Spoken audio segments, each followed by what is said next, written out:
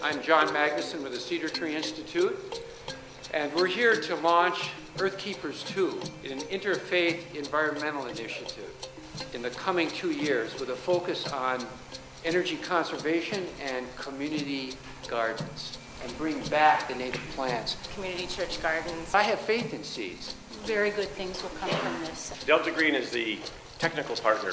This is building on the work that our collaborative communities participated in from 2004 to 2009.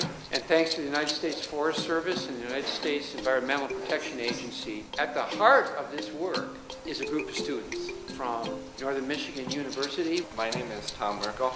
My name is Caitlin Bingner. I'm Adam Magnuson. We will be working with tribes, especially Tiwanabe, and I want to honor them, expect great wonders.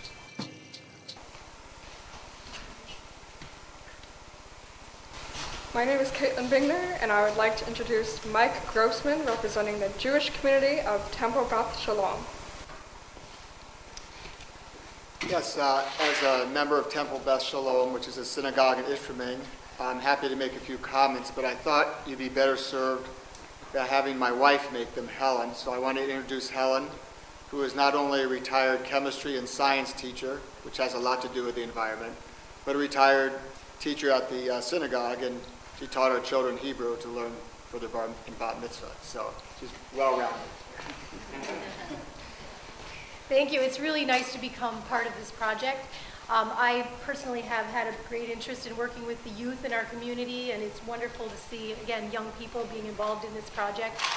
And specifically in the Jewish community, there's a long-standing tradition in Judaism that honors the earth and honors the stewardship of the earth. We have several holidays, actually, that celebrate that stewardship and actually, command us really to honor the earth and to take care of the earth. One of these is Tu B'Shvat, which actually begins in February, and it's traditionally a time for planting of trees in Israel and also for setting aside money to provide food for the poor.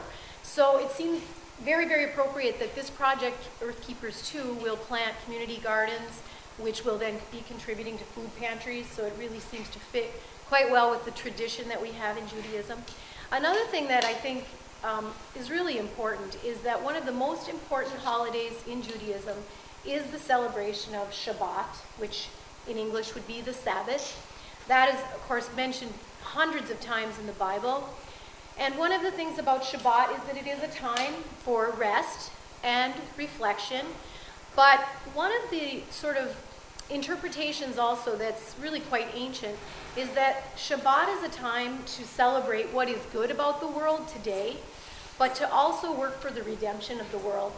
And one of the ancient writings, the ancient books that is the wisdom of the rabbis, called the Talmud, says that if everyone in the world would just celebrate 2 consecutive Shabbats by redeeming the world, working to improve our environment and our world, that everything would be an apropos way to summarize the importance of the environment and our stewardship of the earth. I know that very good things will come from this. That is community church gardens, whether it be a vegetable garden, a healing garden, a meditation garden, herb garden.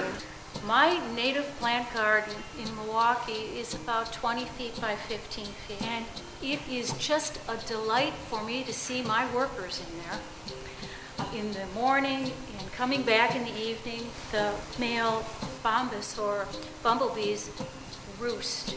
My garden serves as a repository for those native bees and other pollinators for my whole urban community. These small native gardens serve as the pollinator source for the vegetable garden, not just in that churchyard, but in the neighborhood. And that is really a delightful thing. Those church lots and other facilities related to that really do matter, and what we are doing really does matter.